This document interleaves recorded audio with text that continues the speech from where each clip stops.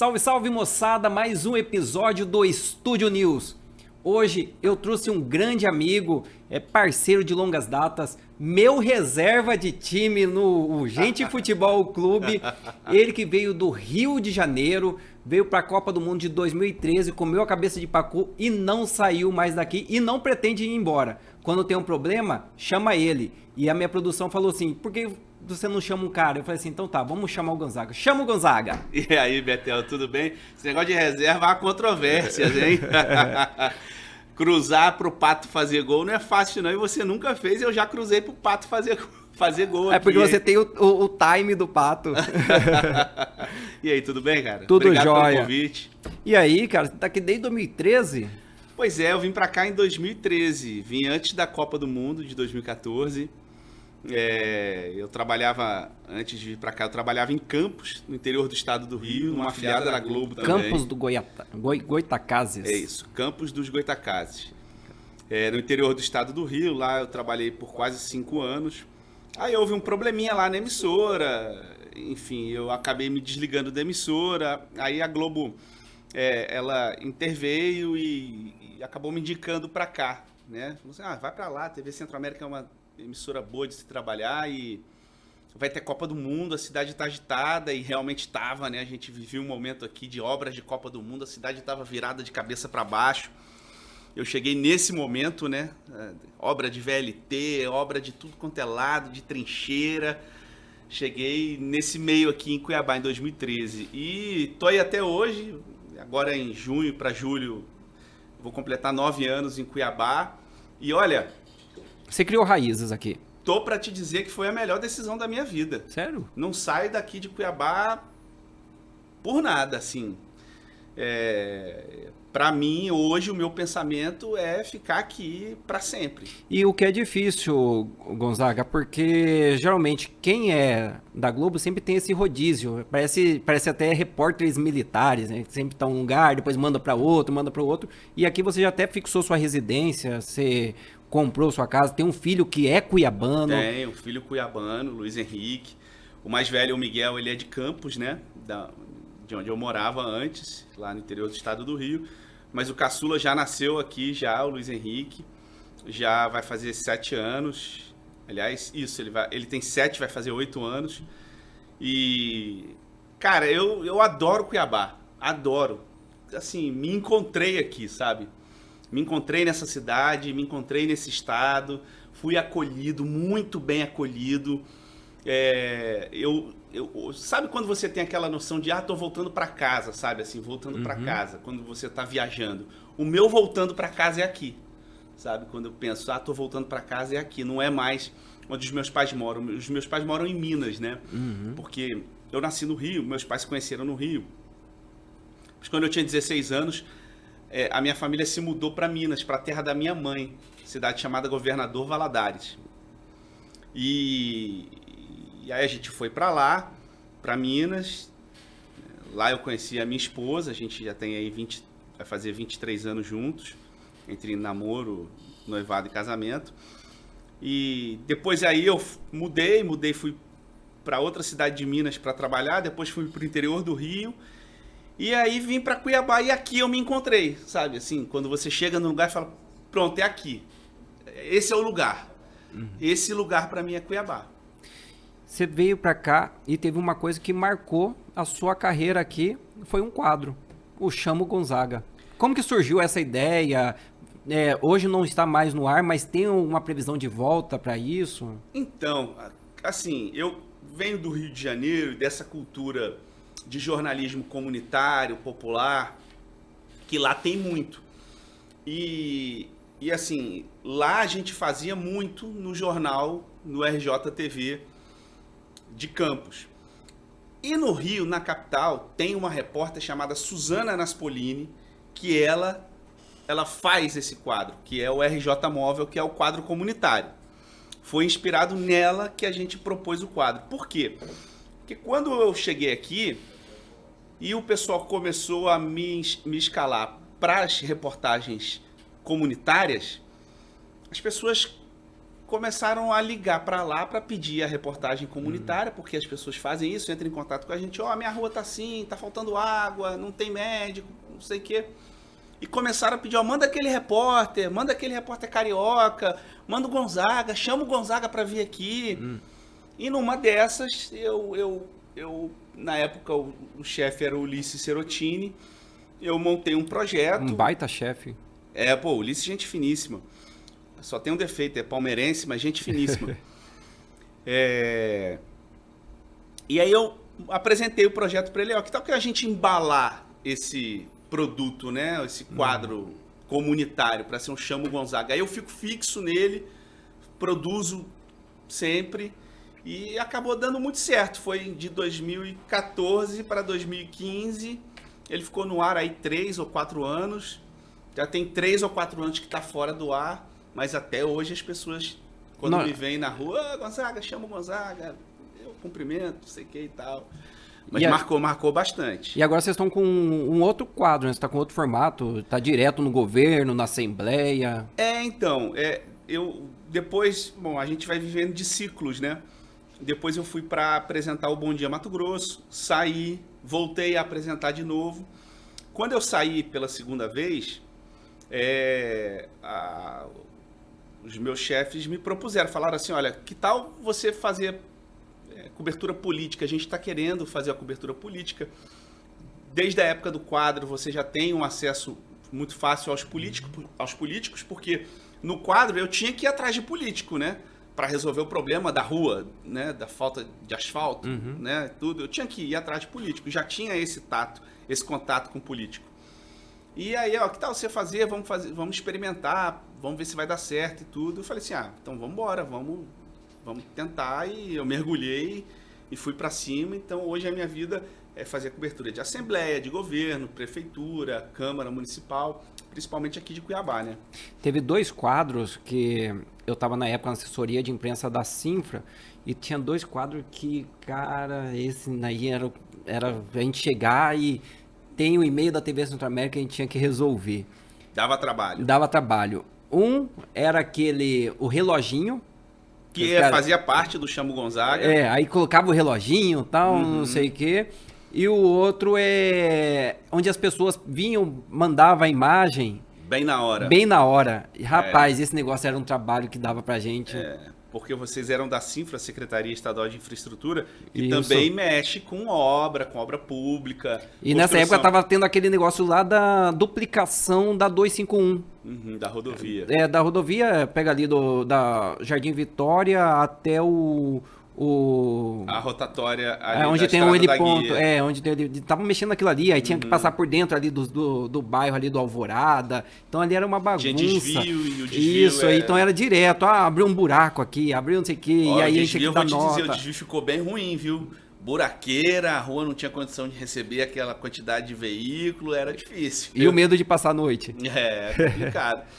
Então assim, o reloginho já era uma ideia anterior ao Chamo Gonzaga, lá do início dos anos 2000, da época que o nosso atual chefe, ele era chefe aqui.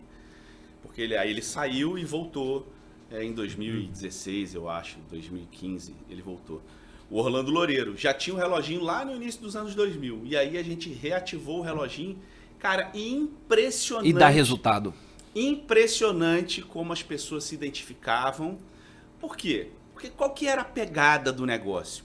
A gente não deixava barato, entendeu?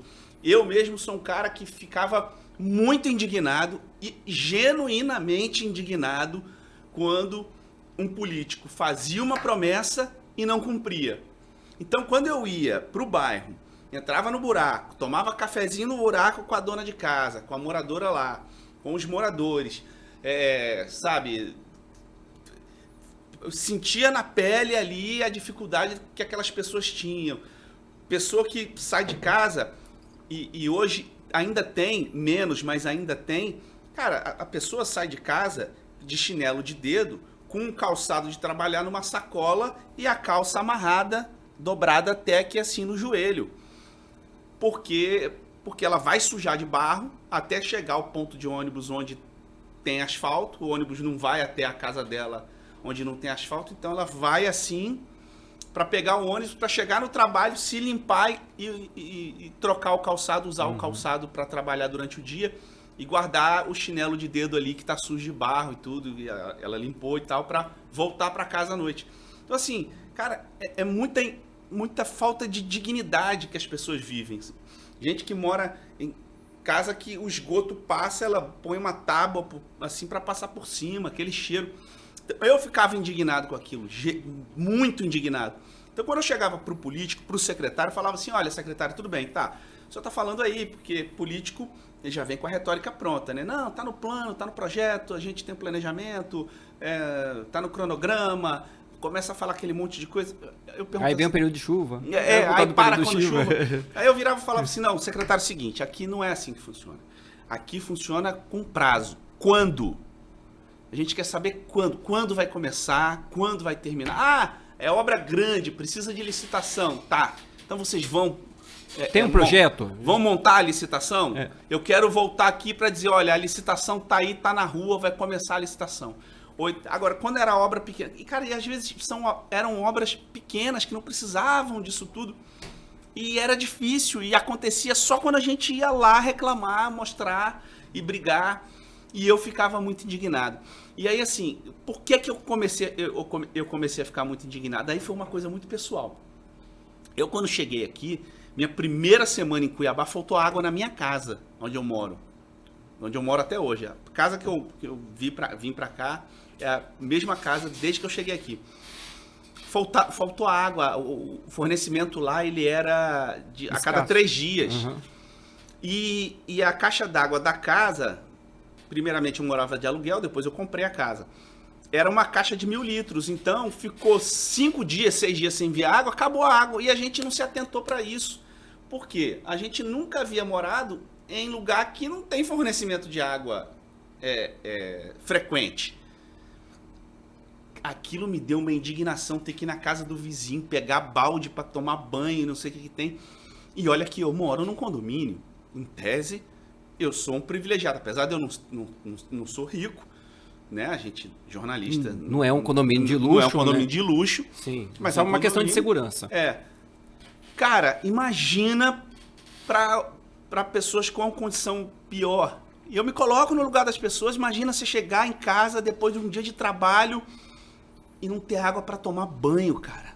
Vale lembrar que tem gente que bebe água da própria torneira, porque não tem condição de comprar um garrafão de água. Sabe assim? Então, eu me colocava no lugar das pessoas. Então, nesse dia aí que faltou água na minha casa, eu fui fazer um link, que é aquela participação ao vivo no jornal, para falar de falta d'água. Na época era CAB, ela tinha passado por aquele processo de privatização, a Sanecap, tudo e tal. Você pegou o período do Galindo, então? Não, foi depois. Já era... Em 2013 era Galindo. Era? Era. Ou era Mauro? Já era Mauro, né? Já era Mauro. Já era o governador. Eu acho que já era Mauro. E aí eu entrei no link e eu falei assim, gente, olha... E a gente falando de falta d'água na casa das pessoas, eu falei assim, ó... Tá faltando água na minha casa também, sabe? Porque eu acredito nisso. O jornalista, o repórter, ele não é um ET, uma entidade que desceu de... num disco voador e vive num mundo da fantasia, não. O repórter, ele é um cidadão como todo mundo. Passa pelas mesmas dificuldades. Passa por rua com buraco. Tem jornalista que mora em bairro que não tem asfalto. Mora em bairro onde o fornecimento de água é ruim. Eu falava, gente, faltou água na minha casa também. Como é que a gente chega em casa depois de um dia de trabalho e não tem água para tomar um banho? Numa cidade feita Cuiabá, que é quente... Não é verdade? É muita falta de dignidade. E eu acho que foi isso que... Essa empatia, né, que eu demonstrava e que eu demonstro em tudo que eu faço, praticamente tudo que eu faço, é que grudou com as pessoas, que fez o produto dar certo, o Chamo Gonzaga dar certo. Porque eu realmente ficava puto. Eu realmente... Quando eu sentia que o político estava tentando me enrolar, ou estava empurrando com a barriga, ou não estava levando a sério, aí é que eu ia... Aí que o afronto ia ser maior. Aí que o afronto ia ser maior. E aí, vocês não chegaram a te dar algum supapo aí, te ameaçar? Falou, e aí, assim, companheiro? Já teve secretário de vir dar entrevista com segurança armado. Aqui. como se fosse uma intimação, intimidando, né? É como se fosse uma intimidação, Aham. entendeu? Em Várzea Grande. Foi dar entrevista com segurança armado. Eu falo assim, amigo, se ele fizer qualquer coisa comigo, né? Tá aí, tem câmera, tá gravando. Hoje em dia todo mundo tem um celular. Não, e aí Né? tá na Globo. Enfim. O repórter e Continuei, o câmera fiz a saíram pergunta- pra fazer uma reportagem. Fiz lá a que pergunta do sumiu. mesmo jeito. E dele virar e falar, não respondo, e sair. Já teve caso de secretário municipal sair no meio da entrevista. E aí isso não tem o que fazer, né? Não Você quer dar, vira pra você- câmera, você vira pra câmera e fala assim, ó. Era o direito deles de... Perguntei, eu tenho que perguntar, minha função é perguntar. Tanto é que eu tô aqui na posição de entrevistado, pra mim é estranho, né? Porque É. eu sou acostumado com a posição de entrevistador. E nós somos da mesma área, Gonzaga. Já aconteceu de alguma vez você estar no meio de uma coletiva com o governador, não sei se você já entrevistou o presidente da República, alguma coisa assim, na hora que você for fazer a pergunta daquele branco. Gente, olha, isso acontece porque assim, só erra pênalti quem vai bater. Isso já aconteceu comigo várias vezes. Aconteceu comigo numa coletiva do governador há poucas semanas. Eu fui fazer tava todo mundo se acotovelando em coletiva, repórteres se acotovelam, né? Uma pena, a gente podia tentar organizar, mas nunca Assim, da consegue. vez da vez que nós temos um nunca- repórter aqui que não- quer se aparecer mais que os É, outros, nunca né? consegue.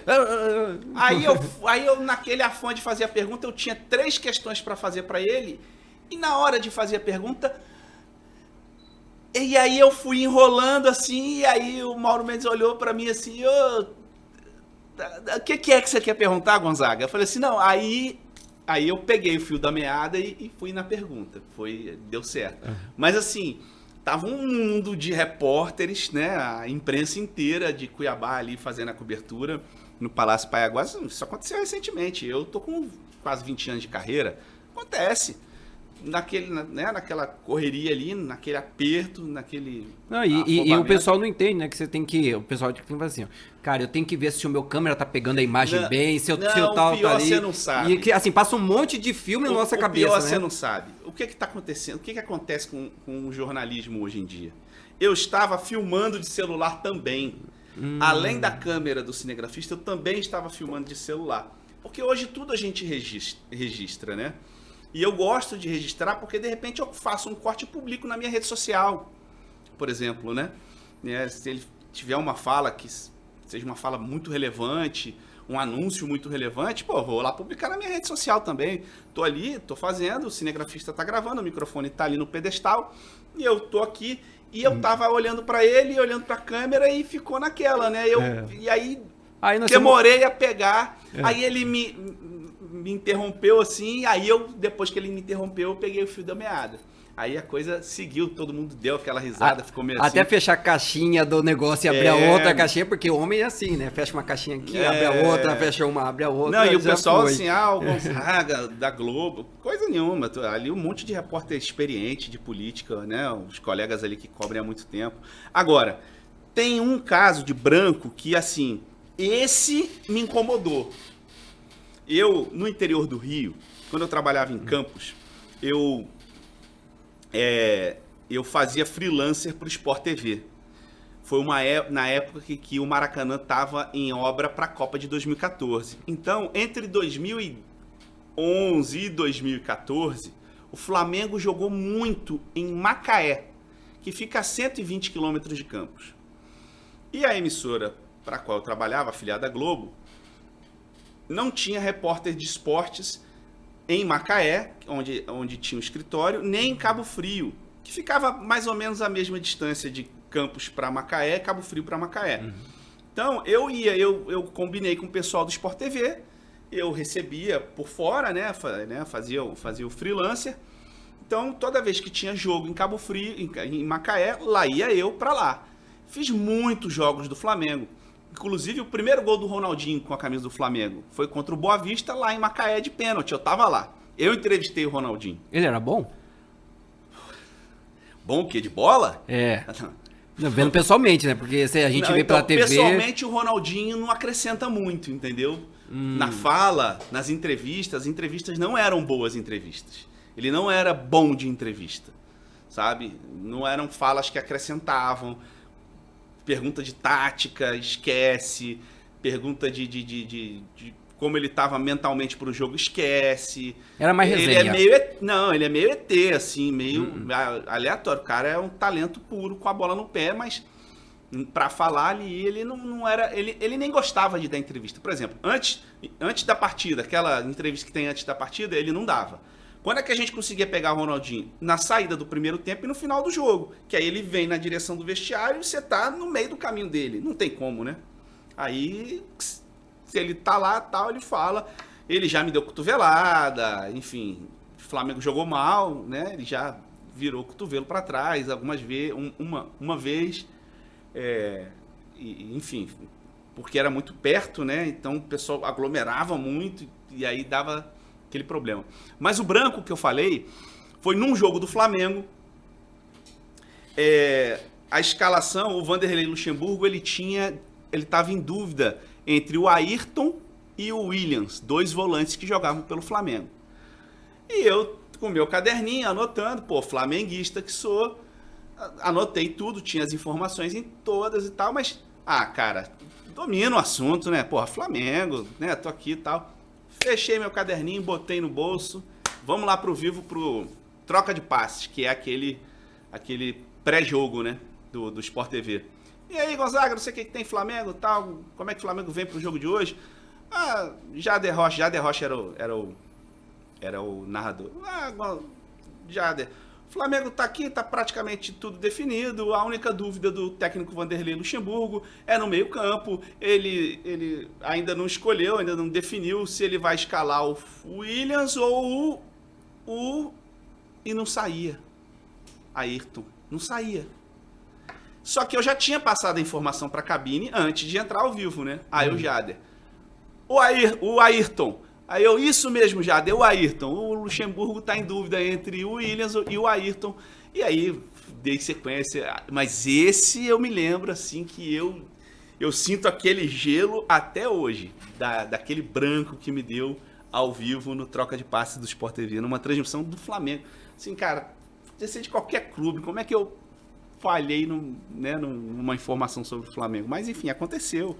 Você faz ao vivo, no ao vivo tudo acontece, né?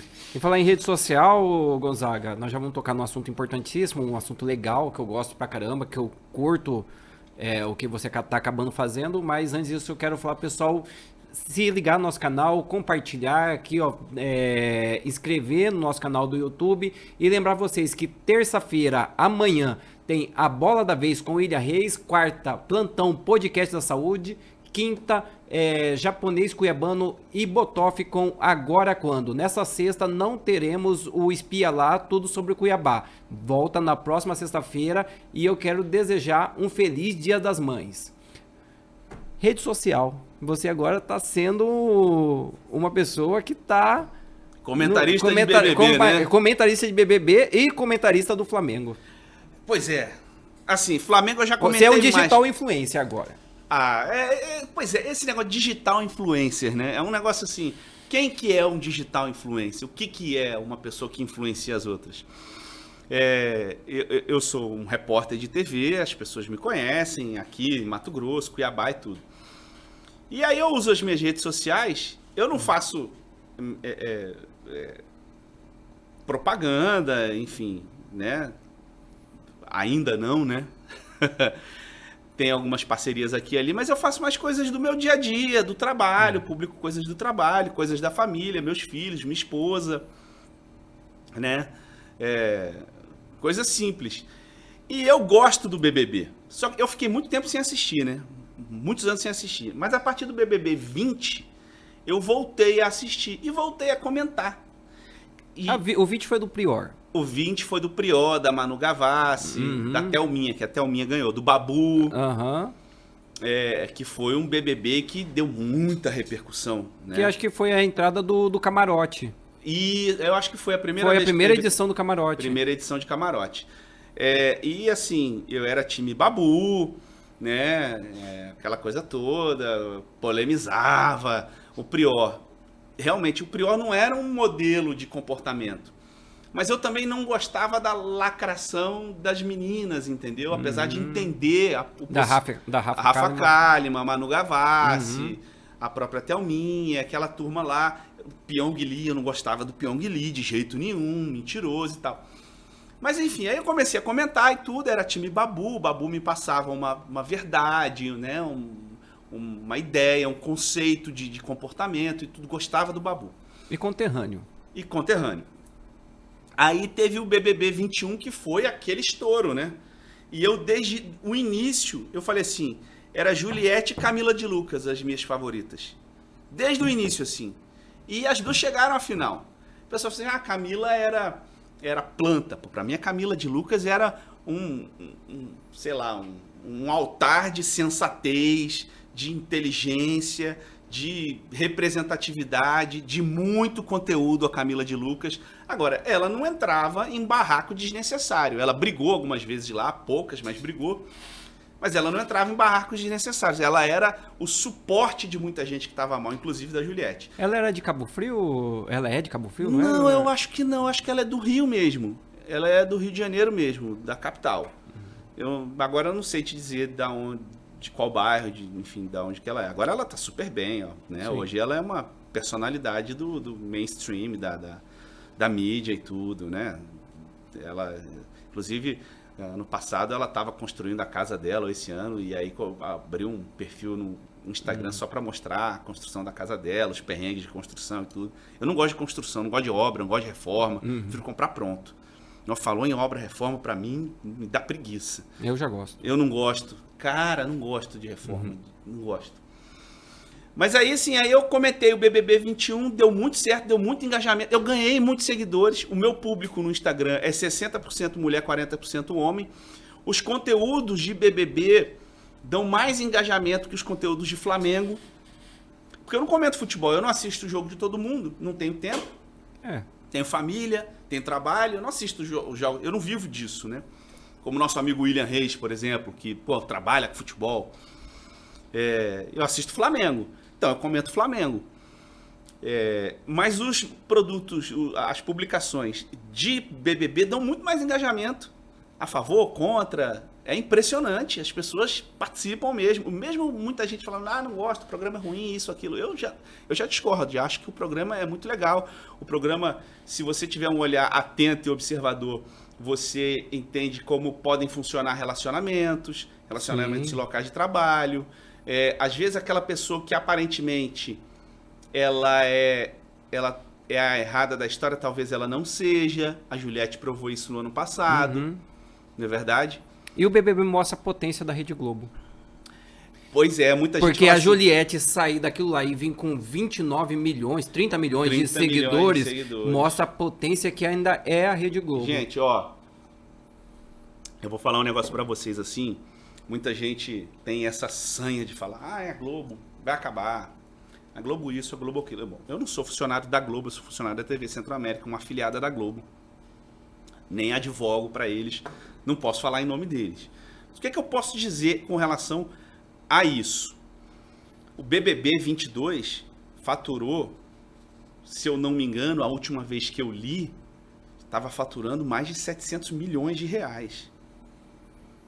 Sabe? Um produto vender quase R$1 bilhão, tá ruim? Um produto que é feito ali dentro do Projac, eles nem alugam nada, sabe? Tá tudo pronto e o programa já entrou pago, porque os programas que vão pro ar já vão com as mídias todas pagas e depois o que vai entrando vai somando. E aí essa edição, dizem que foi flopada, né? Flopado no linguajar da internet aí é que ela não teve tanta audiência, né? Tava uma porcaria. Flopou, não deu certo, não deu audiência. Mas teve 2 dos maiores paredões da história de todos os BBBs. E a final? A final foi a final com o maior número de votos da história. E o paredão da Jade com o Arthur havia sido o segundo maior paredão da história. Aí caiu para terceiro porque o paredão da final passou. Só perde para Manu e Prior. Só perde para Manu e Prior, que foi um fenômeno, foi uma movimentação nacional aí, Mas, enfim, cara, continua faturando, fatura-se de outras formas, né? Tá saindo um monte de profissionais antigos. Sim, as empresas, elas se ajeitam, elas se adaptam aos momentos, né? A gente vive um outro momento. Tá aqui, olha, isso aqui é um outro momento, isso aqui que nós estamos fazendo hoje. É um outro momento da comunicação. Isso aqui não existia há 5 anos. Você assiste podcast? Alguns eu assisto Flow, apesar da treta que teve com o Monark saiu, eu não concordo com o que o Monark disse, aliás, não concordo com quase nada do que o Monark diz. Ele é um cara, ele se diz libertário, mas o limite da liberdade que ele prega abre espaço para discursos de ódio, mas eu assisto o Flow, gosto muito do Igor, assisto um pouco o Podpah, né? Menos um pouco, mas assisto muito produto de internet, cara. Assisto bastante produto de internet, assim. Tem um podcast que eu também gosto bastante, aquele Inteligência Limitada. Inteligência Limitada é bom. O do Carioca. O Casimiro, o Cazé. Esse guri é um fenômeno. Cara, o cara é muito bom, ele é muito carismático. Ele mesmo fala assim, eu só falo merda. Porra, cara, sou um nerdola que só fala merda, vocês estão aqui me vendo falando merda e tá aí, estão acompanhando. Cara, e ele faz assim, e esses dias a gente estava conversando sobre isso, inclusive lá na emissora, lá na TV. O que o Casimiro faz é um negócio fenomenal. Porque ele faz numa plataforma de streaming que não é popular no Brasil, que é a Twitch TV. Não é uma plataforma que tem como o YouTube, né? Não é popular.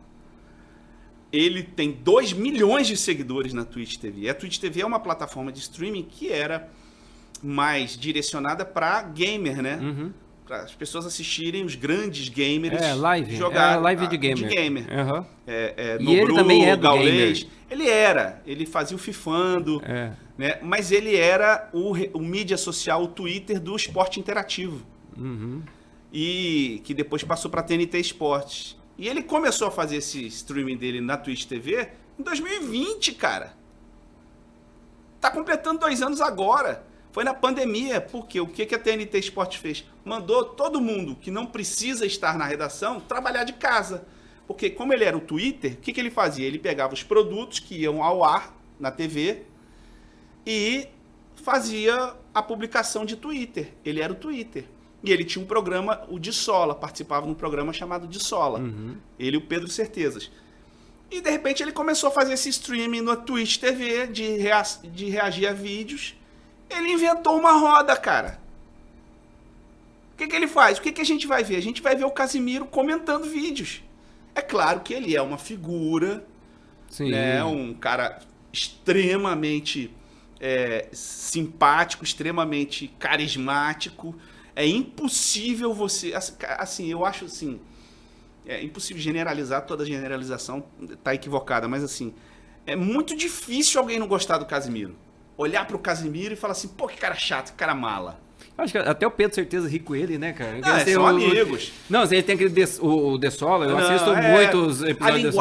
A linguagem do programa é uma linguagem solta. Falam palavrão, internet não tem esses filtros que a televisão tem, né? Inclusive o Casimiro transmitiu o Campeonato Carioca.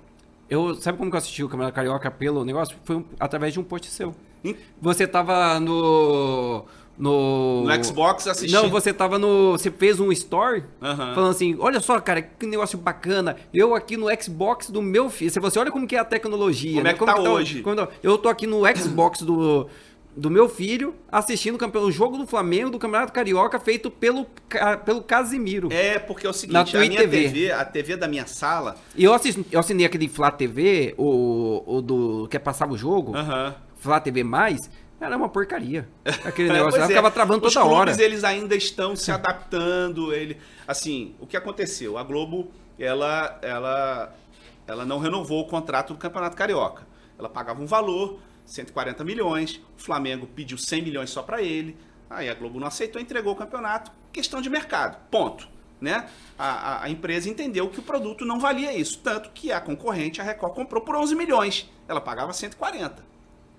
ela comprou por 11 para passar só na TV aberta. O que a federação fez? Ela criou um canal para ela, canal da Ferj, o Cariocão, no YouTube, e liberou para os clubes venderem os jogos dos seus times. Flamengo, Fluminense, Vasco, Botafogo. Vocês vendem aí, se viram para arrecadar esse dinheiro. Mais um negócio, e quem tava vendo a transmissão, não sei se você sabe, era o pessoal do Flow. Não, sim, aí eles fizeram isso e fizeram parceria com... Porque o Flow é uma produtora de vídeo. Sim, eles estavam assim, transmitindo aqui, eles montaram uma casa nova e fizeram a Globo, estúdio. Muitos jogos eu fazia Sport TV, não era sempre que vinha uma equipe do Sport TV fazer a transmissão do jogo. Às vezes vinha uma equipe de produtora, que trabalha, que presta serviço para a Globo. Põe lá aquele caminhão de transmissão, antena, tá? Traz o microfone, equipamento, tudo, você faz pela produtora. E aí, assim, ela vendeu, os clubes vendiam seus pacotes e ela assinou uma parceria com o Casimiro e o Gaulês na Twitch TV e com o Flow Sport Clube para passar também no YouTube os jogos da TV aberta, os jogos que a Record transmitiria. Então, liberaria. A minha TV da sala, ela é ruim demais para baixar aplicativo.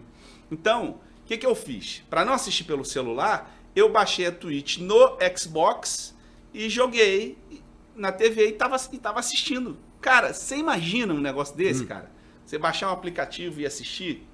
E aí, assim, a transmissão deles é uma transmissão solta. Eles falam palavrão, né? Eles não têm aquele compromisso de serem catedráticos, de serem pedagógicos na explicação do jogo, da transmissão.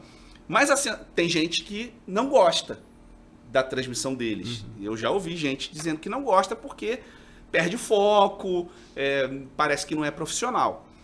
Eu já gosto. Por quê? Porque parece que você está assistindo o jogo com amigos. Então, quando o cara perde um gol, os caras vão assim, puta, perdeu um gol, como é que perde um gol desse, não sei o que. Eles reagem desse jeito, entendeu? Eu gosto. É uma questão de gosto. E eu acho que vai ter público. Cara, teve transmissão de jogo do Flamengo na Twitch do Casimiro com 250 mil pessoas simultâneas. Cara, é pouco diante da TV aberta. É pouco diante da TV aberta. Óbvio, né? A TV aberta é só você ligar, tá lá. Agora, pra internet, pra uma plataforma como a Twitch TV que não é popular, o cara botar 250 mil pessoas simultâneas assistindo a uma partida de futebol é muita coisa. É coisa pra caramba. E é só o início. Porque se você imaginar que isso tá começando, tudo no início era pequeno. Começa pouco, começa menor e depois estoura. Aí os outros vêm copiando. Foi o que aconteceu com o Flow, por exemplo. Quem começou isso aqui foi o Flow. Quem inventou esse perfil de transmissão de podcast no Brasil que foi o Flow. Na verdade é videocast. Os outros foram copiando. Aí o pessoal do Podpah, que trabalhava com eles, dividiu e tal, foram fazer, e aí foram aparecendo outros e tal, copiando. Mas no início, você acha que o Flow ganhava dinheiro? Não. Tinha audiência? Não. Foi conquistando, foi construindo. Pô, tudo é assim. Você quer chegar o quê? Na crista da onda? Não, amigo, você tem que subir a montanha, pai. Então, assim, o cara... No primeiro ano de transmissão dele de Campeonato Carioca, ele botou 250 mil pessoas simultâneas ao vivo assistindo ao jogo, velho. Numa plataforma, no celular, cara. Sabe? Hoje você assina streaming de outros canais para assistir Campeonato Inglês, eu assisto em qualquer lugar, cara. Champions League, eu assisto em qualquer lugar. Eu morria porque a Champions League passa à tarde, né? Terça, quarta e quinta à tarde. Geralmente você tá na rua, ou tá trabalhando, ou tá voltando para casa... Eu voltando de Uber pra casa vendo o jogo da Champions, cara. Pelo celular, sabe? É isso, cara. É isso aqui. Não tem saída. E o audiovisual... Aí as pessoas falam assim, a TV vai acabar? Não. A TV não vai acabar, porque isso aqui é TV. YouTube é uma emissora de TV. Então é que chama canais de YouTube. O YouTube é uma emissora de TV. E assim, os produtores de conteúdo que jogam conteúdo no YouTube, como você vai jogar...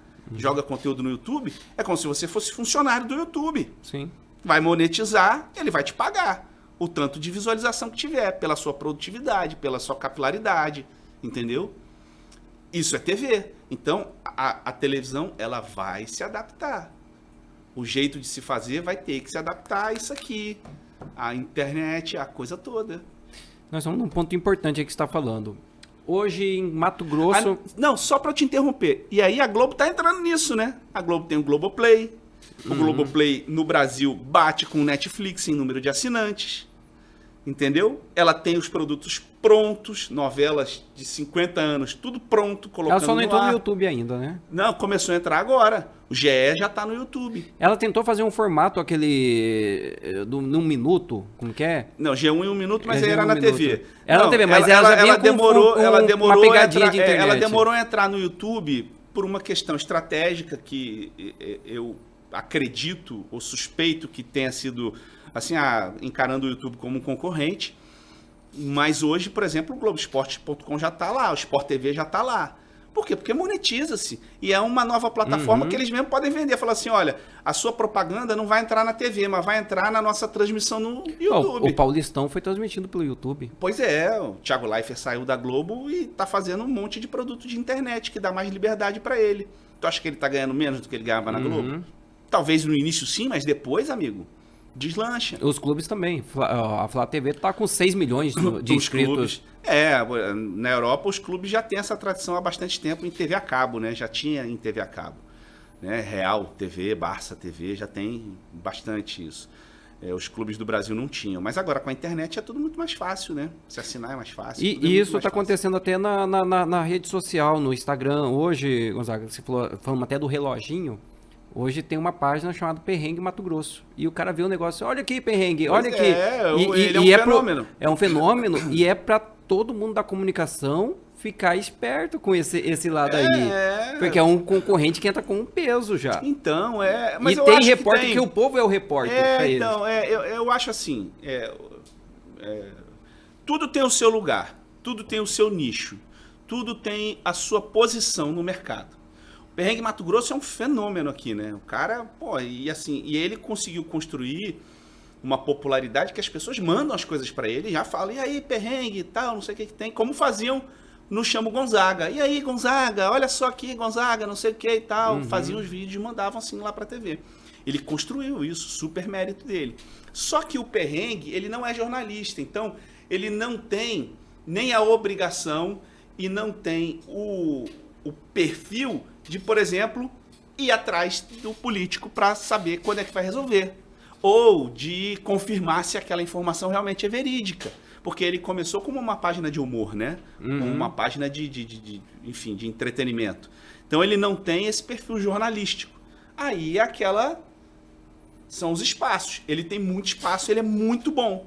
Mas ele não é um perfil jornalístico. Mesma coisa, as pessoas, todo mundo vira repórter. Pois é, mas não é, né? Não é repórter. Não é jornalista. Né? Não tem o compromisso com a apuração da informação. De saber se aquilo ali está correto, de ir na autoridade pública para saber quando é que vai resolver, entendeu? Fazer o serviço completo. Ele não tem esse compromisso, né? Ele publica lá os vídeos que as pessoas mandam para ele. Desde pequeno você pensou em ser jornalista? Sempre. Nunca tive plano B. Nunca. Como que veio essa paixão? Eu sonhar, assim, cara, eu tenho 41 anos, vou fazer 42. Eu sou do tempo do jornal, né? Jornal impresso.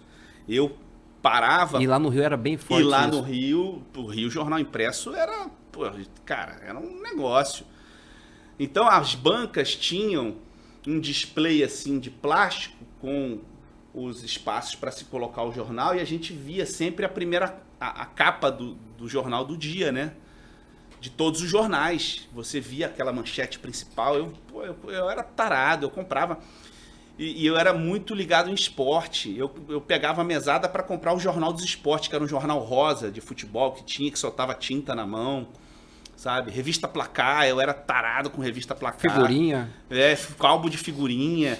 A revista Placar vinha com os escudinhos dos times pra você colocar no futebol de botão. Eu tinha futebol de botão. A Federação de Futebol de Botão era no bairro que eu morava, Vila Isabel. Apesar de eu nunca ter frequentado, Era lá, eu morava em Isabel. Uma das coisas que eu lembro da minha infância, Gonzaga, é que tinha aqueles álbuns de figurinha que a gente ficava...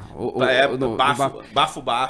E eu lembro de um que eu tinha do Campeonato Italiano de 1990, que naquela época era o auge. Todo mundo queria fazer ali foi a Copa do Mundo de 90, que foi na Itália. Eu sei, mas tinha um que era do Campeonato Italiano, que tinha o Careca, tinha o Maradona, O deles, que vinha de fora e era importado, eram cards do Campeonato Italiano, não era nem figurinha de álbum. Bom, não, era card. Eram uns cards assim, sabe?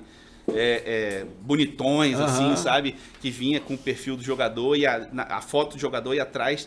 Que depois veio pra Super Trunfo, né? Que era igual Super Trunfo. É assim que era. Super Trunfo, as cartinhas eram assim. E eu lembro que tinha. O negócio era quem tinha o do Maradona, com a camisa do Napoli.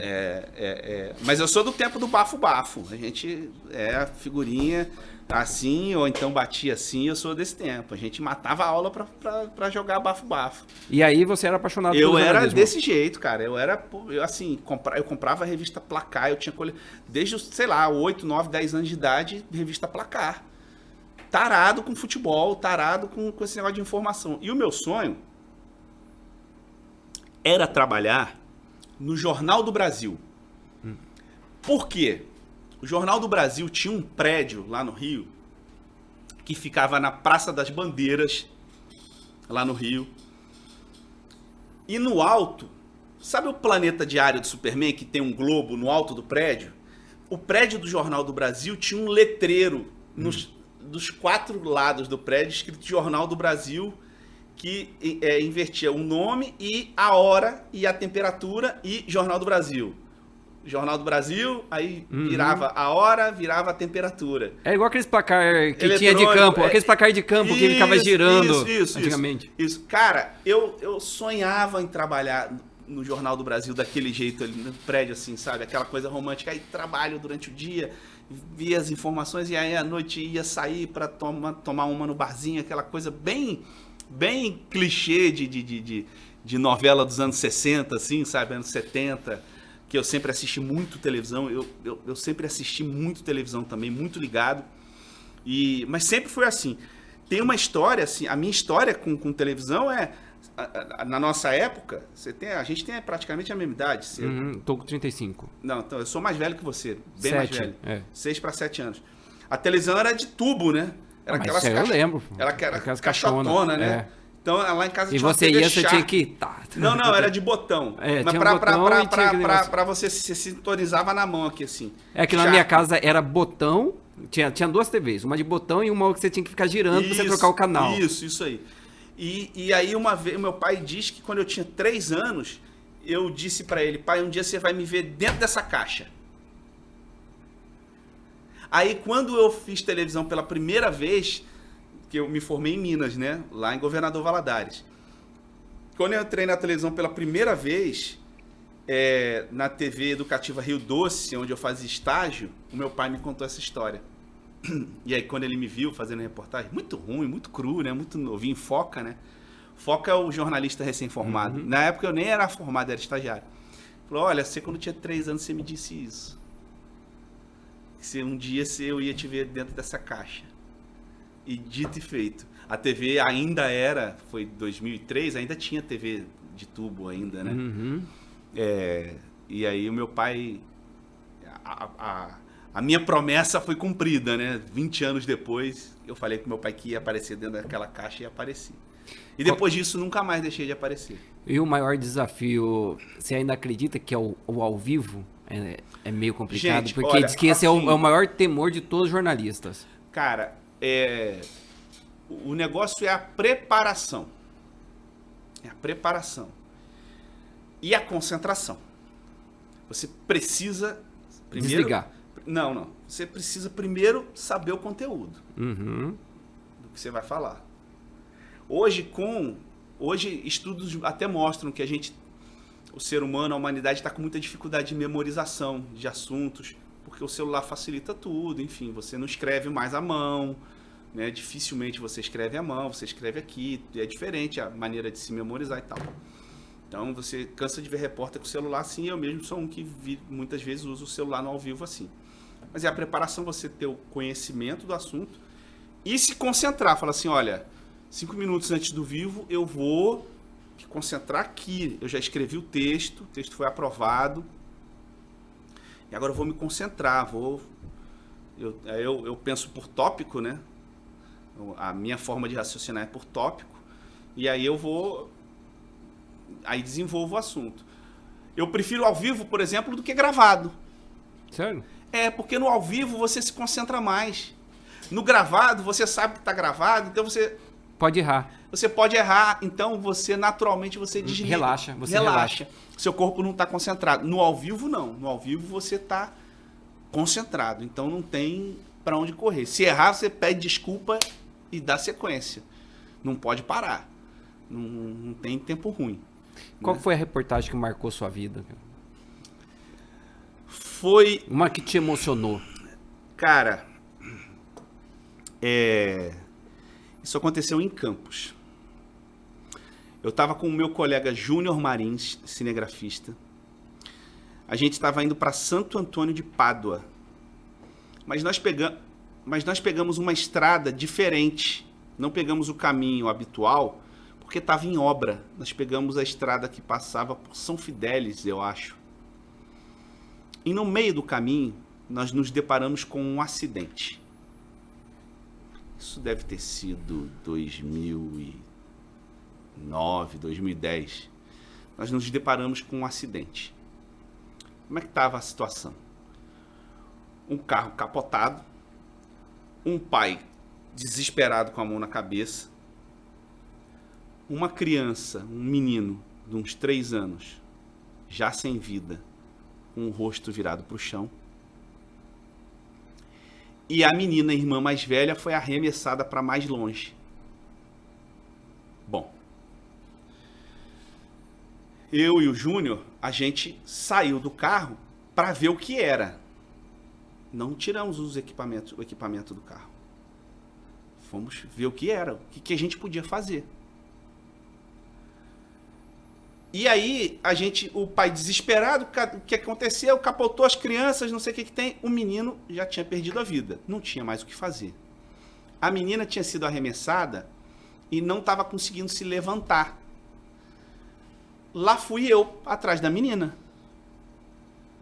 Cheguei na menina, eu fui escoteiro, né? A gente aprende que numa situação de acidente, você não pode mexer no corpo da pessoa, sob o risco de piorar a situação. Ela pode ter quebrado um osso, pode piorar a situação. Se você não tem habilidade para isso, não mexa na pessoa. E ela não estava conseguindo se levantar. E ela estava numa situação assim de que, eu vou dormir, eu tô com sono. Eu tô com muito sono, a menina. Ela devia ter uns 7, 8 anos. E aí eu parei do lado dela, só encostei a mão na cabeça dela e falei assim, não dorme. O tio tá aqui, a gente já chamou a ambulância, estamos esperando a ambulância, não dorme, por favor, não dorme. E fiquei do lado dela conversando o tempo inteiro. Não dorme, não dorme, não dorme. Aí é que eu falei pro cinegrafista, eu falei assim, agora você vai lá, eu tô aqui com ela, vai lá e pega a câmera e filma o que tá acontecendo pra gente fazer o registro da reportagem. O celular ainda não era, né?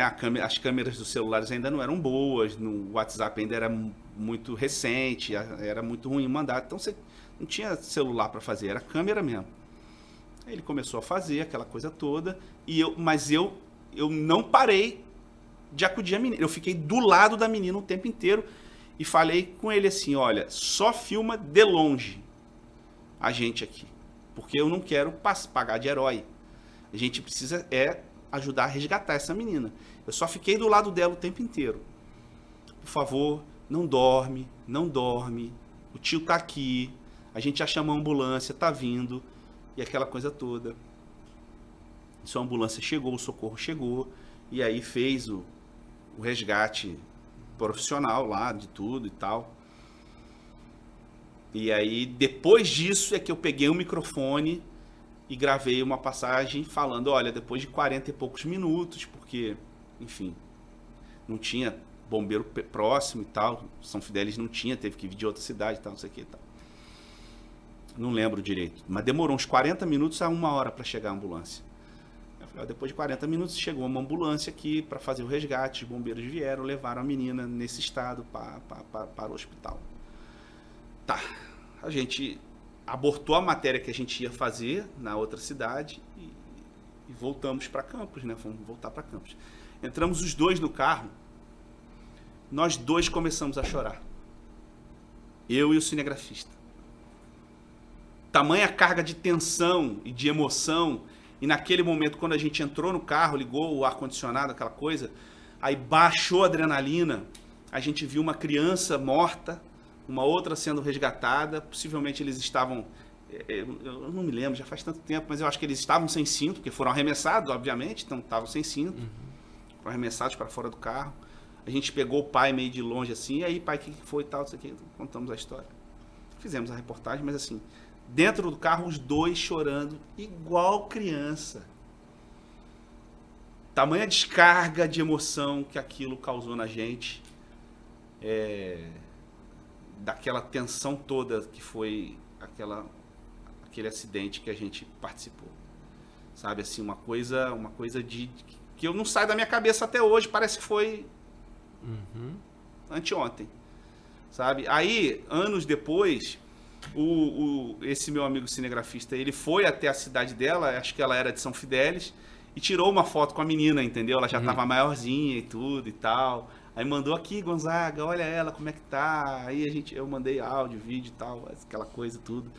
Graças a Deus, hoje ela já deve ser uma moça, já deve estar formada na faculdade, sei lá.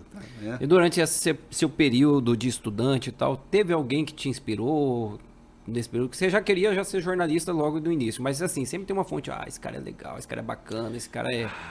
Cara, eu sempre assisti muita TV, né? Muito TV. Eu gostava do Bial, Pedro Bial. Tinha um repórter na Globo que eu era muito fã e assim, é muito viva na minha cabeça uma passagem que ele fez na derrubada do Muro de Berlim, 1989 para 90, que era o Cílio Bocaneira. E a passagem dele, até me arrepia, a passagem dele era ele em cima do Muro de Berlim, os alemães com umas picareta derrubando o muro, levando pedaços do muro, e ele falando assim... aqui você tem a certeza de estar presenciando e registrando, alguma coisa assim, a história com H maiúsculo. Sabe? É uma coisa que, assim, até hoje foi um testemunho dele ali. Aquela informação que ele estava passando foi um testemunho. Nós estamos trazendo para você de casa, e eu também aqui estou vivendo a história com H maiúsculo, a queda do Muro de Berlim, um símbolo de décadas de Guerra Fria, enfim, da história do século XX, entendeu? Um dos símbolos da história do século XX. Eu estou presenciando isso aqui, a gente está vendo e está trazendo para vocês pela televisão, sabe? Isso me marcou demais. No início da carreira eu tinha muita vergonha, muita timidez para gravar uma passagem ao vivo. Aí uma vez eu lembro de ver o João Palomino, que era um narrador da ESPN, ele foi fazer o jogo do Brasil contra o Haiti, depois que teve o terremoto, e ele foi fazer uma reportagem sobre o terremoto.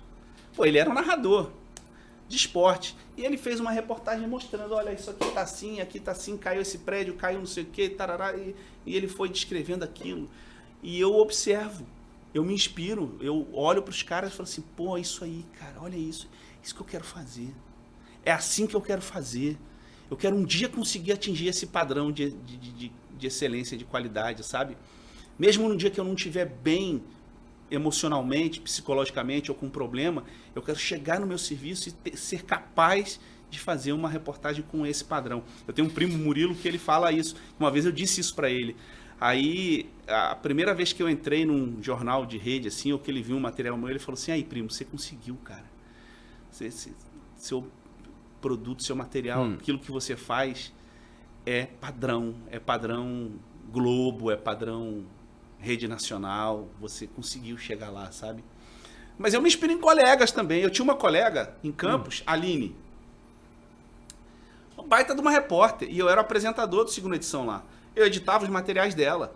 Eu ficava impressionado com as soluções que ela tinha para as reportagens. A criatividade, a pegada dela nos VTs. E eu absorvi aquilo dela também. E isso eu falei para ela, tive a oportunidade de falar para ela. Aline, você me inspirou demais. Teve um outro colega, Ronan Tardim, que trabalhou comigo, depois ele foi para o Recife. Ele trabalhou comigo lá em Campos, depois ele foi para o Recife. Eu também olhava para o que ele fazia e falava, cara, dá para eu fazer isso. Você se inspira e cria a sua própria identidade, né? Você não está copiando, mas você fala, olha a solução que ele deu para isso, olha como é que ele se saiu, como é que ele contou essa história. Um cara que é excelente de contar história, trabalhou aqui com a gente, que também é uma inspiração, o Lucas. Jogava com a gente. Eu ia falar desse assunto. Como que tá a sua relação com o Lucas? É porque quando você conheceu o Gonzaga, eu te conheci através do Lucas. A gente foi jogar bola e tal. A gente era muito próximo. E vocês eram bem próximos. Não, assim, distanciou um pouco. Ele tá lá no Recife, fazendo futebol. Não tem mais aquele contato muito próximo, mais pelas redes sociais. Esses dias eu publiquei um negócio do Chamo Gonzaga. Aí ele respondeu, falou assim, cara, esse quadro foi a melhor coisa que a TV já produziu. Eu respondi, cara, mas o Tchá com Bolo também contigo foi icônico, sabe? Assim, o Lucas, um baita de um contador de história, sabe? Assim, e o que faltou pra ele estar no Sport TV? Não, ele tá na Globo, pô. Tá na Globo do Recife. Eu falando Sport TV Rio, a principal. Ah, gente, mas aí são circunstâncias da vida, aquela coisa de ficar se comparando com o outro, não dá, né, sabe? Eu também já tive na porta de ir pro Sport TV. Nessa época que eu trabalhava no Rio, eu trabalhava no interior do Rio, teve umas férias que eu cobria, às vezes, fim de semana e tudo lá no Rio, e fazia as transmissões do Sport TV, né? Já fazia as transmissões com frequência, já. Isso era 2012. Foi 2012, que foi ano de eleição municipal. Aí, eu ia entrar de férias em julho. Aí eu amarrei de ficar uma semana na Globo Rio. Então eu fui pra Globo Rio na minha última semana de férias. Eu ia fiquei uma semana na rua fazendo reportagem pra RJTV, Bom Dia Rio. No YouTube eu tenho umas reportagens dessa época. RJTV e Bom Dia Rio. E depois eu ia ficar um mês no Sport TV, acertamos, o Sport TV ia pagar meu salário pra Inter TV, que era a emissora que eu trabalhava, né? Eu tava lá no Rio, no carro da Globo, indo fazer uma reportagem. O cara do Sport TV me manda, na época era Nextel, pode falar, que eu acho que nem tem mais Nextel, né? Tem. Era aquele rádio, né? Lá tinha muito, lá no Rio. Gonzaga, aqui é o Roger. O Roger era o chefe de redação do Sport TV. Cara, teu chefe não mandou teus papéis ainda pra gente, fazer o teu pagamento e tal, liga lá e tal. E aí o chefe... Aí eu liguei primeiro pro meu editor-chefe do RJ2. Olha, o nosso chefe está querendo que você volte, porque a Aline, que está no seu lugar, apresentando, a Aline, essa que eu mencionei há pouco, ela precisa começar a produzir uma série sobre as eleições. E não tem quem apresente. Eu falei assim, cara, não dá. Aí eu falei, vou ligar pro chefe. O chefe não tinha me ligado. E aí... já não estava certo, a gente já não tinha combinado, eu ia ficar um mês no Sport TV. Não, que não sei o que tem e tal. Não deu, vamos precisar da fulana, não sei o que. Não, cara, mas dá um jeito, traz alguém de Cabo Frio para apresentar e tal. Eu chorei no telefone, cara. Marmanjão, chorando no telefone. 32 anos, chorando no telefone. Não tem jeito. Não, cara, vai aparecer outra oportunidade. Nunca mais apareceu a oportunidade de ir para o Sport TV. Eu continuei fazendo as transmissões em Macaé, mas um ano depois eu estava demitido da TV lá por questões, né, de uma reportagem que foi exibida lá, que nem foi minha e tudo, eu era apresentador. Mas eu fui demitido e não tive essa oportunidade, por exemplo, mas eu podia ter tido também. Então assim, por que ele não foi para lá? Não sei, circunstâncias. A vida é cheia de circunstâncias. Igual o filme Efeito Borboleta. Um movimento diferente aqui pode mudar o rumo da história da humanidade, né? Então, assim, por que ele não foi? Não sei, não teve essa chance. É igual, gente, você comenta muito o BBB e uma fala acaba até pode custar uma eliminação. Lá dentro do BBB, né? Uma fala, assim, que o cara fala, às vezes nem uma bobagem que o cara fala pode custar a eliminação do cara e às vezes não é nem então, essa... Então é circunstancial. Que o Lucas é bom pra caramba e entraria em qualquer emissora e se fosse pro Rio ia arrebentar. O cara é um baita contador de história. Grande abraço, Lucas. A gente vai mandar o material pra ele também, pra ele assistir. Gonzaga, Bom demais. você fez várias reportagens do Flamengo.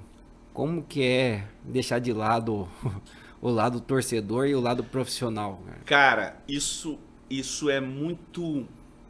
A cabeça da gente é uma coisa muito louca, né? Eu lembro do primeiro jogo que eu fiz do Flamengo e eu não fiz a transmissão, eu fiz a reportagem do jogo. Foi contra o Americano em Campos, no estádio Godofredo Cruz, que nem existe mais, o Americano do Caixa d'Água. Tava chovendo pra caramba, eu tava de capa e o cinegrafista, pênalti pro Flamengo, quem foi bater foi o Juanzinho, aquele lateral esquerdo. Uhum. Quando ele bateu e fez o gol, eu não comemorei. Eu olhei pro cinegrafista pra ver se ele tava filmando. Pra ver se ele pegou o gol. Sabe? Então, naquele tempo, e eu fiz, sei lá, uns 3 ou 4 anos de transmissão de futebol, eu de fato perdi um pouco aquela coisa do torcedor que xinga, sabe? Que reclama quando o time vai mal, não sei o que tal. Demorei depois que eu parei de transmitir, demorei a ter essa pegada de novo. Porque lá é trabalho, você tá preocupado com a informação. Você tá na transmissão, às vezes você vai fechar a reportagem do jogo. Então, você tem que estar atento ao jogo o tempo inteiro, ao que acontece ao redor, anotar, entendeu? Lance tal, aconteceu no minuto tal, pra te facilitar, pra você não ter que ficar perguntando para as outras pessoas, entendeu? Então você ficar concentrado ali no jogo, assistindo ao jogo e concentrado nos fatos do jogo, nos acontecimentos do jogo. Então assim, durante esse período em que eu fiquei à beira do campo, eu torcia menos, muito menos, bem menos, porque eu encarava como trabalho. E aí é impressionante, cara, eu não sei como é que é com os colegas que fazem aqui, né, na arena, mas no fim das contas são 22 caras jogando bola, né? E aí, às vezes eu me dava conta, eu falava assim, cara, eu tô num jogo do Flamengo, cara, eu tô transmitindo um jogo do Flamengo, sabe? Era uma sensação de realização, sabe, que eu tive durante essa época da minha vida, que é indescritível. É uma coisa que, cara, eu tô vindo fazer um jogo do Flamengo. Ronaldinho Gaúcho, Wagner Love, David, Renato Abreu, Leonardo Moura, o Bruno, depois o Felipe. Você tava no lance lá que o David perdeu aquele gol? Eu tava num dos lances, não do Engenhão, mas ele perdeu um gol assim também lá em Macaé. O do Inacreditável, né? Sim, foi essa que ele até se recusou a vestir a camisa. Então, eu tava num desses jogos aí, mas no Rio não. No Rio eu cheguei a fazer alguns jogos no Rio, no Engenhão, em Volta Redonda também, a Globo buscava, o Sport TV me buscava lá em Campos para ir fazer, mas eu fazia mais era em Macaé, né? As transmissões lá em Macaé. Sensação parecida foi quando eu pisei na redação da Globo Rio pela primeira vez também. Sabe, que você chega lá e aí, na época, passava do seu lado o Bonner, a Fátima, o Márcio Gomes, o Ernesto Palha, era o Pedro Bassan, que, sabe, você fala, cara, eu tô aqui e eu não vim aqui para visitar, para pedir autógrafo, sabe? Eu vim aqui para trabalhar também com eles, sabe? Essa sensação de pisar nas nuvens quando foi a primeira vez. Quando eu trabalhava em Campos e fui pela primeira vez para lá para cobrir. Era comum, né? Às vezes eles pediam, a gente tá precisando de um repórter para cobrir escala fim de semana aqui e tal. E aí eles mandavam, a gente fechava. Eu fui algumas vezes para lá. Era uma sensação muito... Ainda é uma sensação muito viva na minha cabeça. Isso e os jogos do Flamengo. Cara, mas eu nunca pedi camisa, você acredita? Certo? Nunca. E teve repórter que já pediu? Alguns pedem, né? Eu nunca pedi camisa. Outras o jogador acaba se identificando também com o repórter e acaba dando. que eu nunca pedi camisa, eu pedi uma vez uma camisa do Vasco pro Éder Luiz, pro meu irmão que é vascaíno. E ele não me deu. Foi a única vez que eu pedi. Eu não pedia. Não. Tem gente que pede na cara, dá uma camisa aí, pô, não sei o que. Nunca. Pra mim, nunca. Nunca. Porque é trabalho, cara. Você não tá ali pra ficar babando ovo de jogador, sabe? Você tá ali pra trabalhar, pra perguntar. Eu tenho um episódio com o Luxemburgo, que o Luxemburgo ficou puto comigo. Tava na época, era 2011, o Adriano tinha voltado da Itália, da Roma, tava meio sem clube, tava meio solto aí, e aquele zum da eterna volta do Adriano. E aí no troca de passes, o Lucas Gutierrez, esse que faz o fora de jogo, quarta-feira, depois dos jogos, no troca de passes, ele fez uma enquete com os repórteres de todas as transmissões do Brasil inteiro, se o Adriano cabia no seu time. Eu falei assim, amigo, no meu time o Adriano com uma perna amarrada é titular. Porque o ataque do Flamengo na época era David e Wagner Love. Aí, beleza. Aí terminou o jogo, o pessoal foi pro vestiário esperando o Luxemburgo chegar. O Luxemburgo demorou, chegou. Aí começa, do jogo, o Flamengo tinha feito um jogo bem ruim, bem mequetrefe. E o pessoal perguntando, questionando o Luxemburgo do jogo, tal. E eu, como não era do Rio, eu não fazia a cobertura da Gávea, do Ninho do Urubu todo dia, eu falei assim, eu vou perguntar do Adriano. Aí eu puxei o microfone assim, ô Luxemburgo, mas e o Adriano? Aí ele veio com aquela história do projeto isso, projeto aquilo, Patrícia Morim, Flamengo, tem uma organização, projeto, papapá, projeto. Aí eu te peguei o microfone, então você não quer. Aí ele vira e fala assim, não ponha palavras na minha boca, não foi isso que eu falei. Eu tava em pé, não foi isso que eu falei, rapaz. É que o Flamengo tem um projeto que não sei o que, bababá. Nisso o Edson Viana, que tava pela Globo, repórter, tá lá até hoje, tava na porta, porque a Globo não faz coletiva, né? Uhum. Não tem pós-jogo, né? Só o Sport TV faz. E aí, quando tem alguma coisa de muito interessante, o Globo Esporte usa a imagem que o Sport TV fez, né? Aí ele lá na porta falou assim, tá ao vivo? Eu falei, aí eu tô assim, tá. Aí ele, mas tá gravando também? Aí eu falei assim, tá. Eu não sabia se tava, né? Mas eu falei, tá gravando. É óbvio que tava gravando, né? Qualquer coisa fica no Amigo, usaram aquela entrevista do Luxemburgo a semana inteira, até no Esporte Espetacular do domingo seguinte. Aquela minha entrevista com o Luxemburgo. Na semana seguinte, outro jogo do Flamengo, bem mequetrefe lá em Macaé. E o Luxemburgo demorou para voltar, para chegar para a sala de imprensa para dar entrevista. E eu tava de costas para a porta. E a gente lá matando, né? O Flamengo jogou mal, jogou isso, o Luxemburgo fez isso, fez aquilo, não sei o que, tal. Aí ele chegou por trás aqui assim, bateu nas minhas costas assim. Já tá me cornetando de novo aí, né, garoto? Aquela sua entrevista rendeu, hein, garoto? Daquele jeito dele aqui assim, sabe? Eu falei assim, cara, marcou, faz parte da minha história. Esses dias eu procurei essa entrevista, não consigo achar essa entrevista no YouTube de jeito nenhum, assim, não sei o que aconteceu, não consegui achar. Mas é porque foi lá, 2011, né? Sei lá, mas isso foi, maravilhoso. Nós estamos já chegando ao nosso final, Gonzaga, mas tem coisas aqui que vamos até estender um pouquinho a mais, né? Porque quando a gente acaba entrevistando alguém da nossa área, né? Um profissional, que é nosso amigo, colega, a gente acaba sempre contando casos até a mais, né? E você chegou aqui em Cuiabá em 2013. Passou na sua cabeça, puxa, o que eu vou fazer em Cuiabá? Né? E não tinha, vamos lembrar assim, estavam construindo uma arena Pantanal que ia ser o Elefante Branco, e hoje não é mais. Uhum. Eu morava no interior do Rio.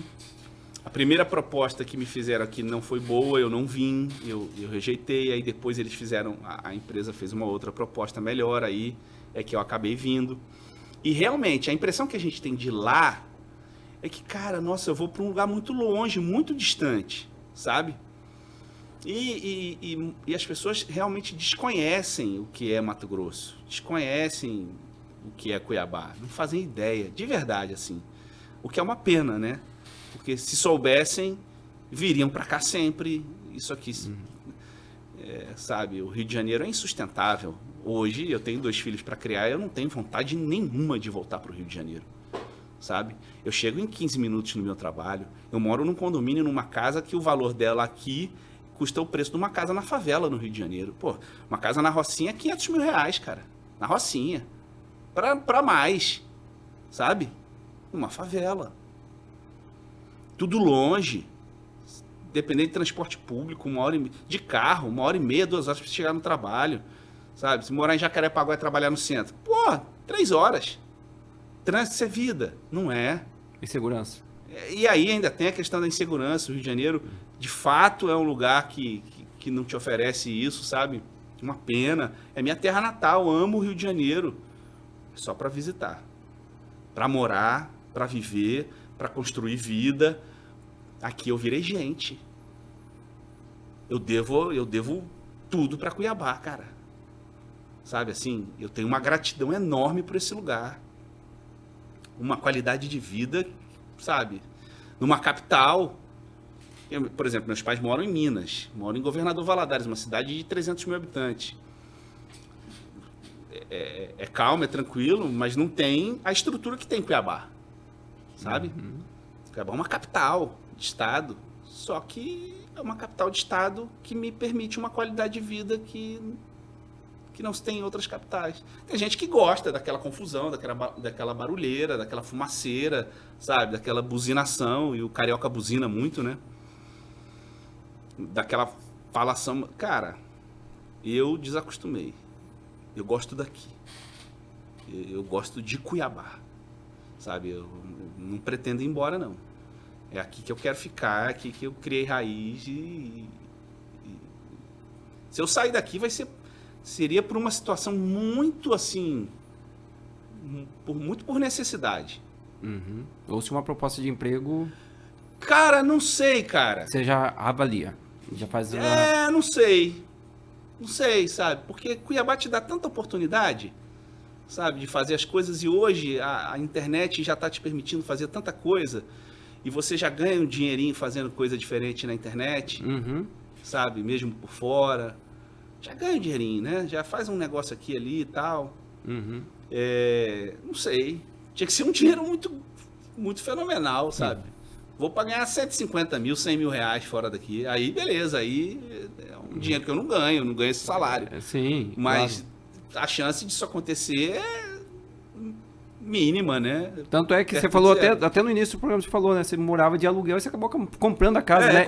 Isso aí mostra o tanto que você quer ficar na cidade. Sim, sim. Cara, assim, Cuiabá é a minha terra, é a minha casa. Cuiabá é a minha casa. Interessante. Vou falar porta um dia? Não vou. Não consigo. Falar porta. É porta. Mas acho lindo. Sabe? Acho lindo. Não aceito que falem mal daqui. Você come baguncinha com maionese temperada? Que é esse? Claro. De madrugada, então, já aconteceu algumas vezes, eu e minha esposa, os meninos dormindo, né? Os meninos já estão na idade que... Vamos comer um baguncinha? Vai ali na Avenida do CPA comer um baguncinha? Bora. Vamos nós dois, baguncinha e maionese temperada. Se não tiver maionese temperada, não é baguncinha. Sai fora, sabe? Então, assim, é a minha casa. É o meu lugar. Fiz amigos, sabe? Muitos amigos.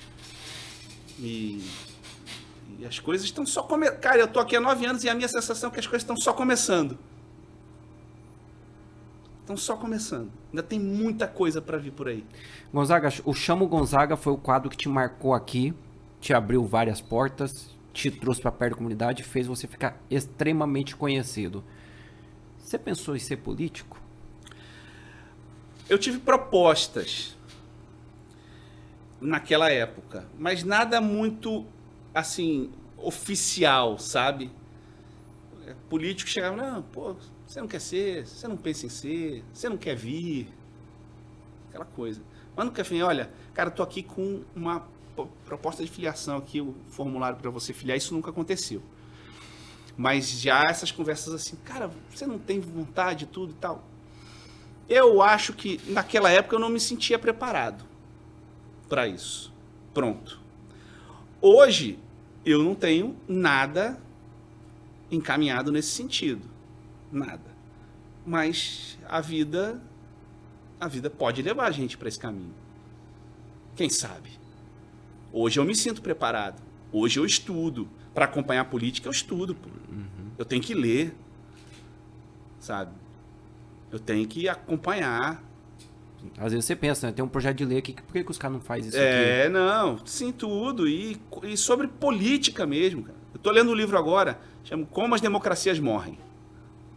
O livro que eu tô lendo agora. Comecei essa semana. Muito bom. Pegue para ler. Tem outro também, Fake News. Esqueci a primeira parte do livro, mas é um livro vermelho. Matteo D'Ancona, que é o autor. Muito bom. Leia. Cara... O livro que me marcou foi o Dono do Morro, como que é o rei do morro? Caco Barcelos. O Abusado? O Abusado. O Abusado. Eu tenho esse livro. É sobre o Marcinho VP. São dois, mas você sabe que são dois Marcinho VP. Né? São dois. É sobre o do Marcinho VP do Dona Marta. É. Ele romantizou, né? Uhum. Ele romantizou o cara. Você meio que passa a torcer pelo cara, assim. O cara é bandido, né? É traficante. Ele meio que romantizou a história. É que ele fala no livro que ele virou amigo do cara. Então assim, o Caco Barcelos é uma referência e tudo, mas ele romantizou a história do cara demais, né? Deixou de ser um livro-reportagem para ser uma ficção. Um produto ficcional. Não dá nem para dizer que é um livro-reportagem. Né? Uma grande reportagem em formato de livro, porque não é. Ele romantizou o cara. Ele deu aspectos emocionais ao cara. Né? Coisa que o repórter em si não faria. Contaria apenas os fatos. Ele dava a descrição psicológica das pessoas, né? Então, assim... Eu, para mim virar jornalista, pra gente finalizar, eu queria um lado, que era o jornalismo esportivo. Sempre fui fã pra caramba de assistir jogo de futebol. Eu também. Mas tive só essa oportunidade do Sport TV fazer. E eu tô em Mato Grosso. E aí, eu fiz um campeonato estadual. Eu acho que o Serjão tava comigo nesse campeonato estadual, onde a gente fez em 2008, onde o misto foi campeão. Aí tem aquele negócio assim, né? Você tira do lado do torcedor e tal. Mas chega um momento que no jornalismo... Você é misto? Eu sou misto, mistense. E chega um lado do jornalismo que você tem que pensar no seu lado financeiro. E aí eu fiquei pensando, puxa vida, eu queria tanto ser jornalista esportivo, só que aqui não vai, o trem não anda. Na época não tinha... Não tinha nada disso. E mesmo assim, até hoje, mesmo tendo um time de primeira divisão, não é uma coisa que é prioridade, Mato Grosso é voltado para o político, o jornalismo. Basicamente isso. O jornalismo esportivo ele ainda não é maduro, ou ele não é estabilizado, né? Exatamente. Ele não é estável. Mas uma das coisas, para me virar jornalista, são coisas que você assiste na TV e marca a sua história. E eu lembro de lances hoje que marcam a minha história, coisas que eu via na TV, vou citar alguns. Um foi aquele movimento dos caras pintadas, muito pequeno, eu era criança, e eu via aquele negócio, aquelas pessoas saindo com o rosto pintado de preto, né? Então, assim, foi uma coisa assim que... Estudante pintando o rosto do Marcelo Canelas. E eu não lembro, assim, era muito, muito criança mesmo. Canelas é uma referência. Canelas é uma referência. Eu tava com 4 anos, por aí, 4, e eu vi aquilo ali, eu falava assim, mas por que isso, né, tal? Um dos anos foi esse. Outra coisa que eu vi foi... o acidente do Ayrton Senna, lembro até hoje, eu tava comendo um frango na sala, minha mãe tinha uma mesa redonda, era uma TV de tubo ainda. Mas todo mundo tem uma lembrança do plantão da Globo, né? Não, mas a corrida, eu tava assistindo a corrida, porque eu acordava cedo pra assistir as corridas. Eu sou apaixonado por Fórmula 1, assistia cedo e tal. E aí tem mais outros lances. O elástico de Romário em cima do Amaral. Clássico. O lance o lance não foi nem do começo de pênalti. O começo de pênalti eu lembro muito bem. Mas eu lembro que eu perdi meu pai muito cedo, né? Com 9 anos eu perdi meu pai. Mas com 7 eu lembro que eu tava assistindo a semifinal da Copa do Mundo, da Brasil e Suécia. E eu lembro o lance que o Romário subiu de cabeça. e fez o gol. Então, assim, são lembranças que a gente vai acabando Aqueles fazendo. flashes, né? Aqueles flashes que... E alguns que é o lance de Petkovic, aquela cobrança de falta. Mas teve um que eu chorei. O do Gabigol também foi emocionante, foi o último, mas o lance que eu mais chorei foi aquele gol de barriga do Renato Gaúcho na final da taça, não era nem do Carioca, era taça, mas aquilo lá eu chorava porque eu já tava com eu tinha uma taça aqui de futebol que tinha ganho, né, e eu ficava chorando vendo aquele lance.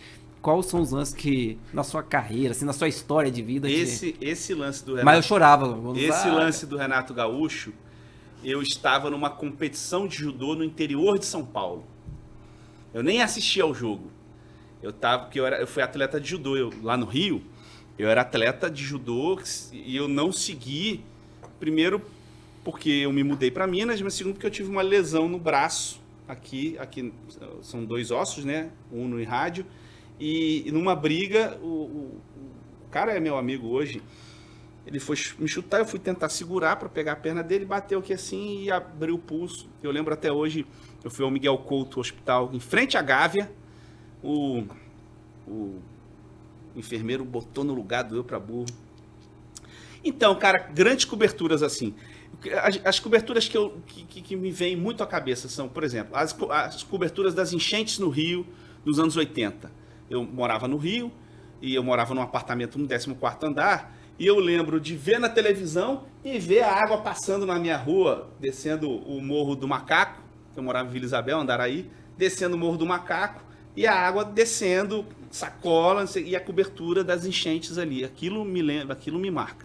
Coberturas de carnaval no Rio de Janeiro, problema na entrada das escolas de samba, isso me marca bastante, porque eu sou do carnaval, né? Eu morei em Vila Isabel, mas eu sou salgueirense. A quadra do Salgueiro é muito perto da quadra da Vila também, né? Tijuca, ali em Vila Isabel.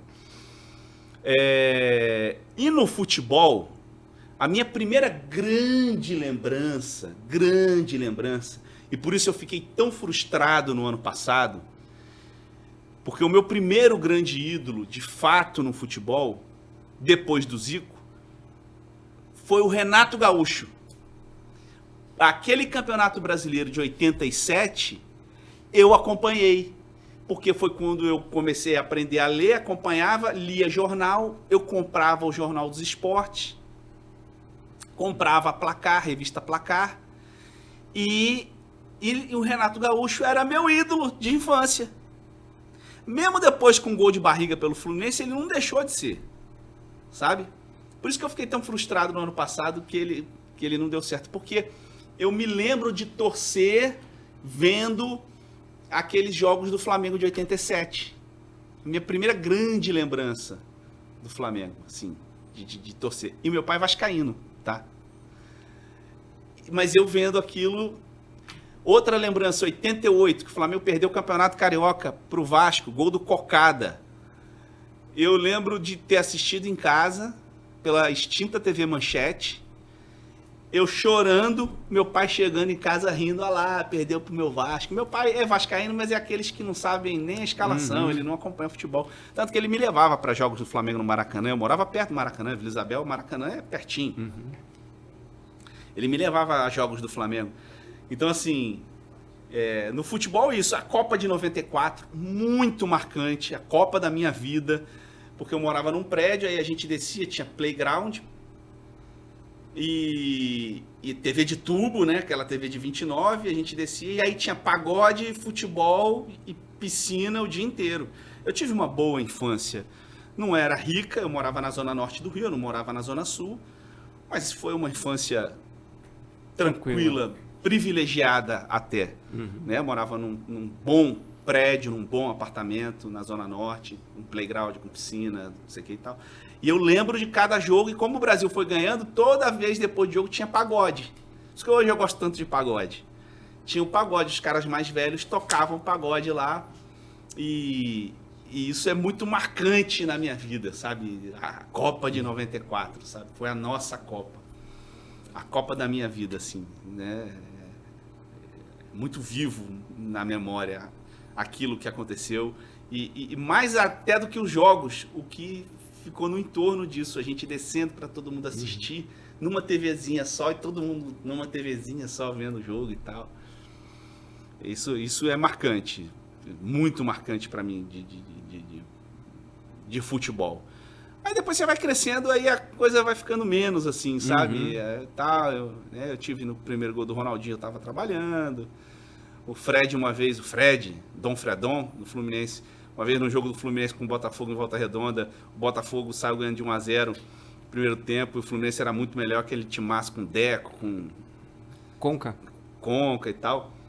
E aí ele fez assim pra mim, eu continuei na beira do campo e fui entrevistar. E aí, Fred, por que o Fluminense jogou tão mal e deixou o Botafogo dominar? Ele, falei que eu não ia dar entrevista. Aí saiu. O Fred não tá muito satisfeito, não. Eu nem lembro do narrador. Outra coisa marcante. Um dia depois do nascimento do meu primeiro filho, eu fui fazer um jogo. Um jogo de Série B. Macaé e Curitiba, eu acho. Macaé e Curitiba, na Série B. Um dia depois, aí o narrador era o João Guilherme e o comentarista era o finado Raul Quadros. E o Raul Quadros, ele teve a delicadeza de antes do jogo, eu cheguei, gente, tá, meu filho nasceu ontem. Qual é o nome do seu filho? Ele anotou o nome de sua esposa e tal. Quero mandar um abraço aqui pro nosso repórter Gonzaga, que foi pai ontem. E um abraço para a esposa dele, a Cristiane, e o filho Miguel. Eles ainda estavam internados, porque foi cesariana, né? E ela não viu, obviamente que ela não assistiu, mas eu lembro disso até hoje. O João Guilherme dando essa moral, o Raul Quadros dando essa moral para mim, na transmissão, ao vivo. O jogo de Série B é transmitido, né? Tal. Então, assim... Uma vez você me falou, qual que é o maior clássico lá do Rio? Não passa nem ser Flamengo e Vasco, né? É lá em Campos. Então, é Americana e Goitacás, né? Que são dois grandíssimos rivais. São times que estão em situação muito ruim financeira, aquela coisa do futebol carioca. Mas né? O futebol raiz está ali. Mas ali é o futebol raiz. O Americano não tem mais estádio, né? Era o Godofredo Cruz. Eles venderam, arrendaram, sei lá, e construíram condomínios e tudo. E o estádio do Goitacás é o Arizão, que é um estádio bem pequenininho, parece um mini estádio desses aqui de Cuiabá. Parece o Dutrinha. Mas assim, caldeirãozíssimo, sabe? Caldeirãozíssimo, raiz total, muito legal. É uma baita de uma rivalidade lá, assim, e é histórica, né? É histórica. Pra gente encerrar, queria que você mandasse uma mensagem. Como que andam os preparativos aí do filme, estreia agora no cinema? A gente perde o convidado, mas não perde a piada, né? Explica pra eles aí. O Gonzaga é conhecido lá no UFC como o Buzz. E agora vai estar nos cinemas. Ai, meu Deus. Teve uma vez que me mandaram, fizeram uma montagem, eu não sei se foi o Showmano, alguém fez uma montagem minha com o Buzz e eu publiquei no Instagram. O Instagram tá até aqui, põe arroba aqui pra gente também, sim, né? Sim. Arroba Chamo Gonzaga.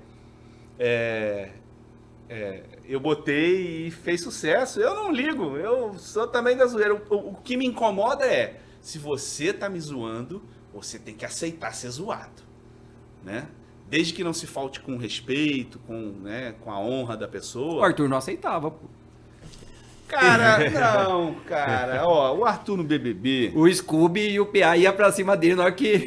não, mas ele assim, já não aguentou. Gente, ó, eu vou falar pra vocês assim, vamos falar de BBB, vamos falar sério? O Arthur foi o melhor jogador do BBB desse ano. Ele foi o jogador. E ele se preocupava em ir pro paredão ou não. Os caras não se preocupavam. E ele desenhava pros caras, as primeiras semanas, vai acontecer isso, vai acontecer isso, vai acontecer isso. Os caras, não vamos votar, não vota em fulano, não vota em ciclano. E aí, amigo, começaram a se fuder. Aí o DG abriu o olho quando a água começou a bater na bunda e começou a ver que o Arthur estava certo. O problema do Arthur é que o Arthur realmente é um cara introvertido e até meio chatinho, né? Ele tem as questões externas da vida dele particular aí que foram muito comentadas, né? Das traições, mas a gente está ali avaliando o jogo, né? Eu avalio o jogo. Tem gente que avalia o jogo e a personalidade da pessoa, né? Isso depende de cada um para cada um. O Arthur conseguiu convencer a maioria de que o que vale é jogar. E durante a edição inteira, o Tadeu deu vários tons neles que estavam querendo transformar aquilo em colônia de férias, o que não é o objetivo do programa, né? Então, amigo, diante disso, o cara foi o melhor. E aí, cara... ali no Vale Tudo, no argumentação, no tete a tete, na lábia, você não pode deixar o outro te engolir. Ele não deixava. Era estratégia, sabe? Uma mensagem para encerrar, Gonzaga. Olha... O que faltou a gente tocar no assunto que a gente acabou não tocando? Não sei, cara. Assim, eu sou tão esquecido com as coisas também, né? Mas, enfim... Olha, gente, eu quero te agradecer pelo convite, Betel. A gente já se conhece há alguns anos, né? Do UFC, da imprensa, das coberturas aí, você na assessoria de alguns órgãos e depois em alguns meios de comunicação. E agora aqui me convidando para essa conversa. Eu não estou acostumado com isso, né? Em ser entrevistado, apesar de que eu falo mais que o homem da cobra, né? Eu converso bastante. E converso em qualquer lugar. E quem me conhece sabe que eu paro em qualquer lugar para conversar. Eu tinha até problema com o cinegrafista, com a equipe de reportagem, por isso. Porque eu chegava no bairro para fazer o comunitário lá, o pessoal parava para conversar, eu parava para conversar também. E o pessoal tirava selfie? Não, tira selfie. Não, mas eu engatava a conversa e vou embora. Eu, se achar a conversa interessante... Eu fico Entra na casa, toma café, tem bolo aí, não vamos almoçar, já cedo, já almoça. Sento no sofá, não tem nada disso comigo não, cara. Não tem nada disso comigo não. Assim, se tiver que parar para trocar ideia, conversar, eu converso. Então, assim, para muita gente, tem muita gente que não gosta desse tipo de comportamento, acha inconveniente. Só lamento. Durante muito tempo, eu tentei me podar com relação a isso. Mas hoje eu me aceito mais. Falo assim, gente, eu sou assim. Contanto que eu não atrapalhe, o que eu preciso tomar cuidado é para não atrapalhar a rotina das outras pessoas. Especialmente no local de trabalho, por exemplo. Né? Tirar muito foco e tudo, né? Eu perco o foco fácil também, né? Não sei se vocês já perceberam, eu tô aqui, falo de um monte de coisa ao mesmo tempo. Então, assim, a minha preocupação é não atrapalhar as pessoas, mas de resto, converso, amigo. Parar aqui conversar, parar ali, encontrar com o fulano, tiver alguma coisa para conversar, vou parar para conversar. Isso é ruim por causa do negócio de horário, né? Marcar horário nunca chega. Mas eu converso. Quem me conhece, me vê na rua, sabe que eu converso, troco ideia, assim, me chama, ô Gonzaga. E aí o pessoal tem mania de passa de carro, ô Gonzaga, chama o Gonzaga. Eu falei, opa, meu amigo. Aí os meus filhos perguntam, ô papai, você sabe quem é? Eu falei assim, não faço ideia, meu filho, de quem seja. Mas me cumprimentou, eu cumprimentei de volta. Opa, beleza? Tudo bem? Tudo jóia? Tamo junto aí e tal. Eu sou desse jeito, você sabe, pô, você convive comigo. Sou estourado no futebol, agora quero ser menos, né? Não tenho jogado por causa dos joelhos, machucado. Mas no futebol, aí sim, é aquela coisa. Mas eu converso, meu negócio é conversar. Por isso que eu conto história. Por isso que eu escolhi contar história. Por isso que você perguntou assim, você sonhou em ser outra coisa? Você já imaginou sendo outra coisa? Eu falei assim, nunca tive plano B. Então, o meu negócio é contar história, é conversar com as pessoas, sabe? É eu chegar do seu lado, pegar a sua vibe, você me contar a sua história, eu passar a sua história para as outras pessoas, se for o caso de te ajudar, se for política, eu tenho que chegar no político e esclarecer a dúvida para passar para a população, porque a linguagem política é complicada, eu tenho que simplificar para a pessoa entender, mas o meu negócio é chegar e conversar, contar a história. Por isso que eu nunca tive plano B. É isso, assim, sabe? Esse sou eu. O Gonzaga que dispara a falar. O cara que mais me inspirou a contar a história se chama Regis Rezin. Regis Rezin é um fenômeno também, né? E muito querido. Eu não conheço pessoalmente, nunca ouvi pessoalmente. Mas ele marcou uma época, né? Marcou uma época. Marcou gerações, marcou carreiras de muitos jornalistas que fazem algumas coisas parecidas com o que ele faz. Eu gostava do Show, o Show que saiu da Globo recentemente. Eu gosto do Bassan, Pedro Bassan. E o Canuto? Marcelo Canelas. O Canuto eu não acompanhava muito, porque ele era mais São Paulo, né? Eu não acompanhava muito o Canuto. Gosto do Escobar. Essa é minha turma. Agora, o Bassan. Cara, Bassan é um gênio. O Show é um gênio do texto. Canelas, um gênio do texto, sabe? Cada texto é uma aula de como contar uma história. E Bassan, cara, Copa do Mundo, você pega coisas do Bassan, do Pedro Bassan, você fala assim, não é possível que esse cara fez. Olha que sacada que esse cara teve. Eu bato palma de pé, eu tô na frente da TV, eu levanto e bato palma, igual maluco, né? Eu levanto e bato palma, converso com a TV, eu digo, cara, né? Você é demais, cara, sabe? Você é sensacional. Suzana Naspolini, lá no Rio, Beth Lucchesi, gosto muito também. Beth Lucchesi, que é uma baita de uma repórter, vencedora demais, assim, gosto muito.